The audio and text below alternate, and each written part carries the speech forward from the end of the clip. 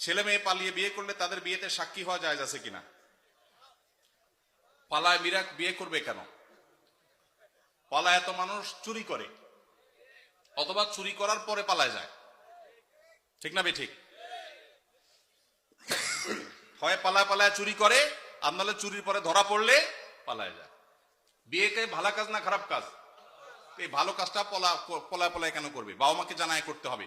কোন ছেলে মেয়ে এরকম পলাপলি করে বিবাহ করতে গেলে তাদের বিবাহের সাক্ষী না হয়ে পারলে ধরে বাপ মার কাছে নিয়ে আসবেন, এনে বলবেন চাচা এবার আপনি বিয়ের ব্যবস্থা করেন, আমি এবার সাক্ষী হই।